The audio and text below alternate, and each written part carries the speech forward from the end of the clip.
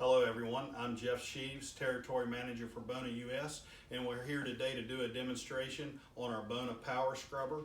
We're going to start today by covering some features and benefits of the machine. It's designed to actually clean hardwood floors but can be used on many hard surfaces. We'll start out by just covering a couple things with it. It actually has a 2.5 gallon solution tank and a 2.5 gallon recovery tank. It has a dual cylindrical brush system and a dual squeegee system to pick up the water solution off the floor as you clean. We'll start by actually tipping the machine back and showing you the undercarriage.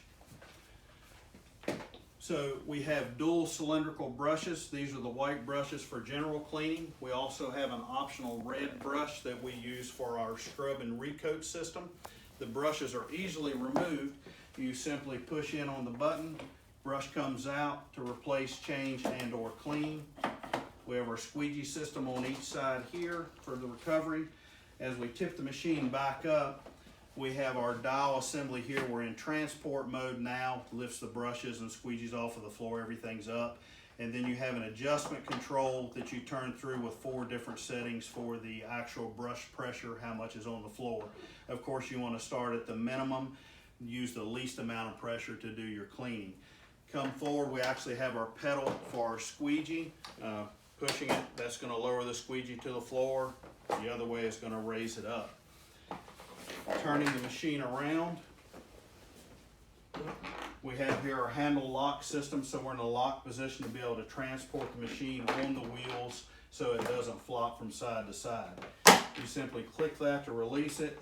This will let the handle lay down, releases the machine to the floor. You can clean from either direction simply by flipping the handle over. So it goes back up into the lock position, lifts the machine off of the floor. We're going to lay it back down just to show you for the solution and recovery tank.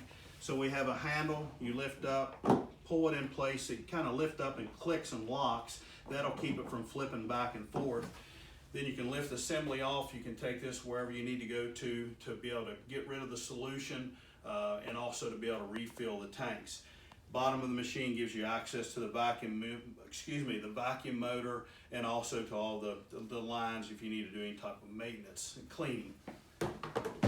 Back down onto the machine, 2 clips.